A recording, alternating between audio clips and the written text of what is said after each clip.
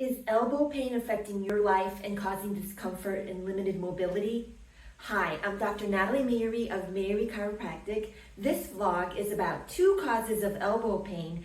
Chiropractic adjustments can help. As the link between the shoulder and the wrist and hand, your elbows are challenged with repetitive activities. These overuse mechanisms account for the majority of elbow pain.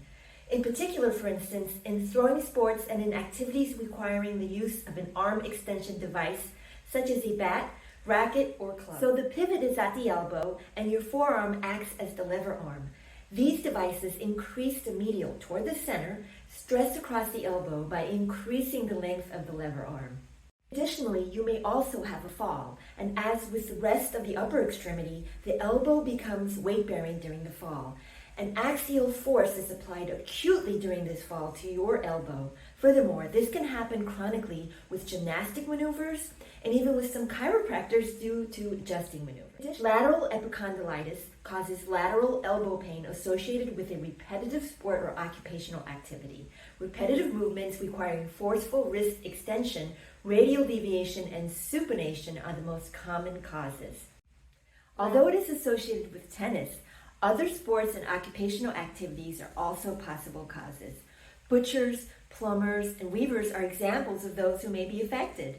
With tennis, novice players with poor backhand technique account for many cases. With professional players, the forehand or serving may be the cause.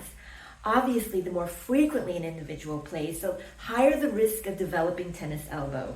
Although lateral epicondylitis is called tennis elbow, it also occurs in computer keyboardists, carpenters, and golfers. The currently accepted theory is that initially there is tearing of the extensor carpi radialis brevis muscle origin. This process may extend to the extensor digitorum communis or the extensor carpi radialis longus muscles. These muscles, in conjunction with the other muscles and tendons in your forearm, help move your wrist and hand. The histologic description of the change in tissue is called angiofibroblastic hyperplasia. Angiofibroblastic hyperplasia or angiofibroblastic tendinosis describes the pathologic alteration seen in the tissue of tendinitis. Additionally, radiographs or x-rays may demonstrate calcification in as many as 25% of patients with lateral epicondylitis. Medial epicondylitis causes medial elbow pain following a repetitive activity such as golfing, hammering, or the use of a screwdriver. In athletes, the inciting activity usually involves wrist flexion and pronation. Examples of these include in serving and overhead and forehand strokes in various sports. Obviously, golfing or throwing may also cause symptoms. You may also feel pain or weakness on gripping. An ulnar neuropathy, which is a compression of the ulnar nerve at the elbow, may coexist with medial epicondylitis. Radiographs or x-rays may reveal calcifications in close proximity to the medial epicondyle in 20% to 30% of patients. In the acute phase, ice and rest from the causative activity are essential. Myofascial release techniques are effective. Furthermore, chiropractic adjustments, manipulation to the elbow and associated areas give relief.